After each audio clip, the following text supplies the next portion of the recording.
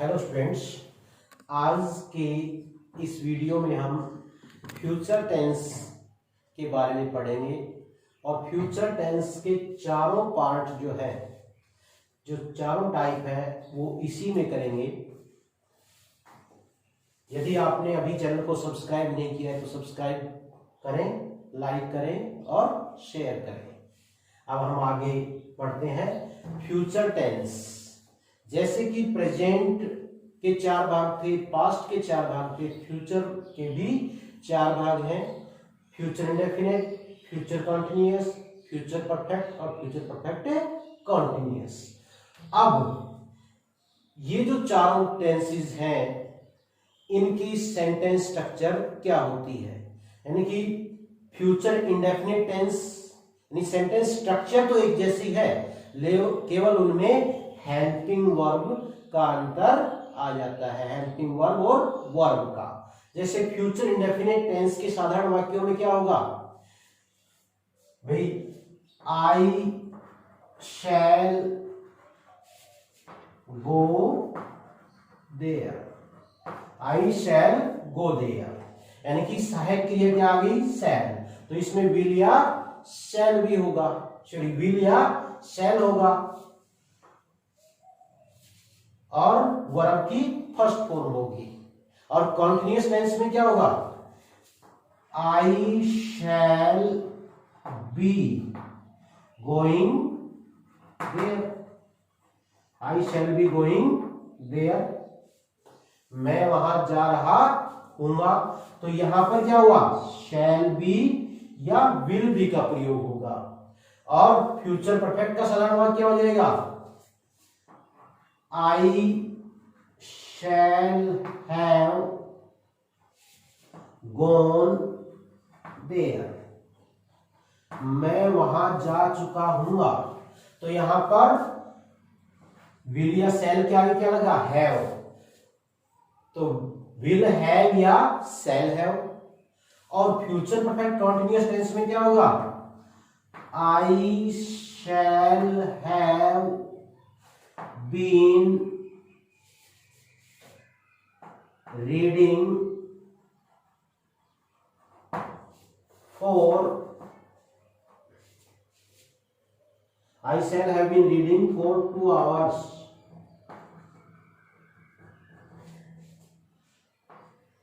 by this time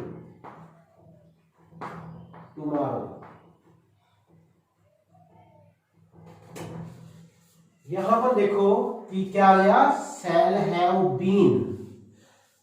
तो future indefinite में will या शैल, फ्यूचर कॉन्टिन्यूअस में विल बी या शैल बी, फ्यूचर परफेक्ट में विल हैव या शैल हैव, और फ्यूचर परफेक्ट कॉन्टिन्यूअस टेंस में विल हैव बीन या शैल हैव बीन का प्रयोग होता है।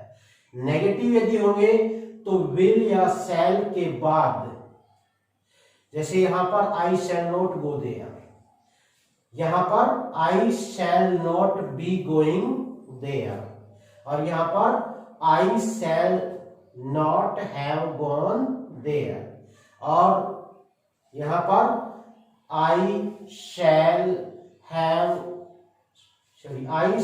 Not have been going reading for 2 hours। यानी कि नेगेटिव में नोट आ जाएगा, उसके बाद में इंटरोगेटिव में होगा तो विल या शैल पहले आ जाएगा।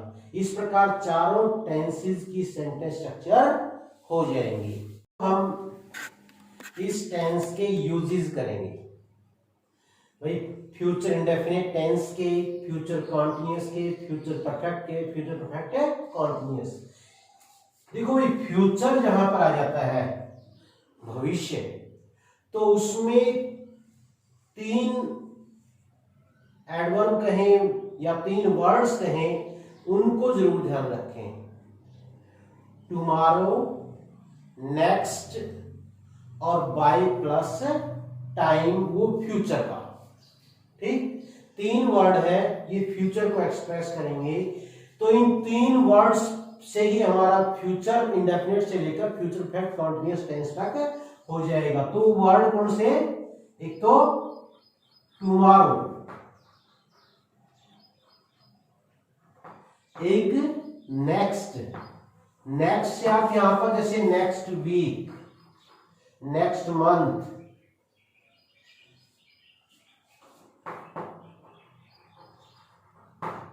नेक्स्ट ईयर, इस तरह कुछ भी है। और एक है बाई प्लस टाइम, और टाइम भी कब का, फ्यूचर का। बाई प्लस टाइम हमने पास्ट में भी किया था, वो क्या था, अतीत का, पास्ट का था।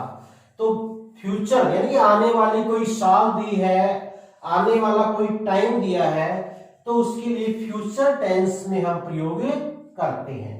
अब भाई प्रेजेंट इंडेफिनिट टेंस में किस तरह प्रयोग करेंगे कि ये यदि आ रहे हैं, जैसे he will visit our school next week, he will visit our school next week। तो ये कौन सा टेंस हुआ, फ्यूचर इंडेफिनिट।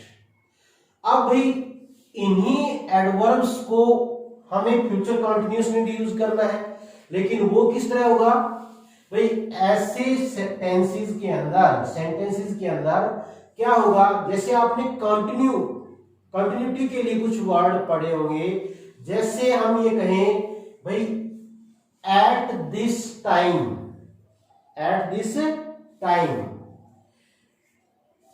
तो एट दिस टाइम ये प्रेजेंट में है, तो टुमारो, जैसे एट दिस टाइम टुमारो, यदि इस तरह आ जाए तो क्या हो जाएगा, फ्यूचर कंटिन्यूअस। जैसे he will be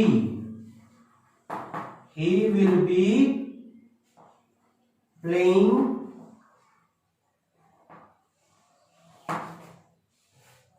chess at this time tomorrow। वह कल इस समय खेल रहा, चेस खेल रहा होगा। यानी कि फ्यूचर में किसी चीज को जारी रहना दर्शाने के लिए हम फ्यूचर कॉन्टिन्यूअस टेंस का प्रयोग करेंगे। तो इस तरह की एडवर्ब जो नेक्स्ट वीक के साथ लगकर कंटिन्यूटी को एक्सप्रेस करें, उसके लिए हम फ्यूचर कॉन्टिन्यूअस टेंस का प्रयोग करेंगे। इसके बाद भी हम फ्यूचर परफेक्ट में कैसे प्रयोग करेंगे भाई, बाई प्लस टाइम और उसके साथ टुमारो या नेक्स्ट डे दिया जाए, जैसे I shall have finished my work by tomorrow evening. कल शाम तक मैं अपना कार्य समाप्त कर चुका हूंगा। तो यहां पर बाई प्लस टाइम, और वो भी कब का, फ्यूचर का, बाई टुमारो इवनिंग। तो ये कौन सा हुआ, फ्यूचर परफेक्ट टेंस। भाई फ्यूचर परफेक्ट कॉन्टिन्यूअस में क्या होगा, उसमें फोर या सिंस, क्योंकि परफेक्ट कॉन्टिन्यूअस टेंस जो आ गया उसमें क्या आता है, फोर या सिंस, और उसमें क्या होगा, जैसे it will have been raining for 2 hours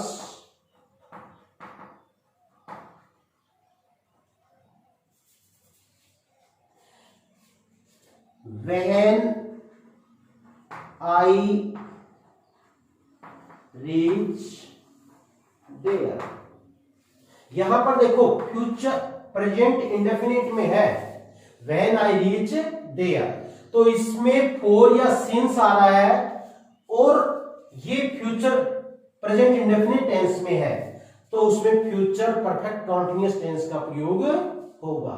यानी कि कहने का क्या, यहां वहन या बिफोर होगा और प्रेजेंट इंडेफिनिट टेंस होगा, तो यहां पर फ्यूचर परफेक्ट कॉन्टिन्यूअस। मतलब फर्स्ट फॉर्म है तो फ्यूचर परफेक्ट कंटीन्यूअस, और सेकंड फॉर्म है यानी पास्ट में है तो पास्ट परफेक्ट कंटीन्यूअस टेंस का प्रयोग होगा। इसमें फ्यूचर इंडेफिनिट टेंस का एक यूज और बच गया है जो सबऑर्डिनेट क्लॉज के अंदर होता है। जब मैंने आपको प्रेजेंट इंडेफिनिट टेंस करवाया था तो उस समय ये बताया था कि एक भाग प्रेजेंट फ्यूचर इंडेफिनिट में है तो दूसरा प्रेजेंट इंडेफिनिट टेंस में होगा। जैसे if you walk fast you will catch the train. You will catch the train. तो यहां पर देखो ये प्रेजेंट में है तो वो फ्यूचर इंडेफिनिट टेंस में होगा। इस प्रकार फ्यूचर टेंस में केवल कुछ एडवर्ब्स हैं, उन एडवर्ब्स को ध्यान रखें, और ये जो पेयर ऑफ सेंटेंसेस हैं उनको भी ध्यान रखें सबऑर्डिनेट क्लॉज के अंदर। जैसे एक भाग प्रेजेंट इंडेफिनिट में है तो दूसरा फ्यूचर इंडेफिनिट टेंस में। इसी प्रकार फ्यूचर परफेक्ट कंटीन्यूअस टेंस के लिए मैंने बताया कि फॉर या सिंस वाले सेंटेंसेस में जब दूसरा भाग व्हेन या बिफोर से जुड़ा है और उसमें प्रेजेंट इंडेफिनिट है तो इसमें फ्यूचर परफेक्ट कंटीन्यूअस टेंस का प्रयोग होगा। और फ्यूचर परफेक्ट के लिए क्या बता दिया, बाय प्लस टाइम, और वो भी फ्यूचर का। और फ्यूचर कंटीन्यूअस के लिए क्या बता दिया, एट दिस टाइम, टुमारो या नेक्स्ट, इस तरह का हो तो फ्यूचर कंटीन्यूअस। और फ्यूचर इंडेफिनिट के लिए टुमारो, नेक्स्ट, जैसे नेक्स्ट वीक, नेक्स्ट मंथ, यानी नियर फ्यूचर को एक्सप्रेस करने के लिए जो हम प्रेजेंट कंटीन्यूअस टेंस का प्रयोग करते हैं उसके साथ में फ्यूचर इंडेफिनिट टेंस का प्रयोग भी हो सकता है।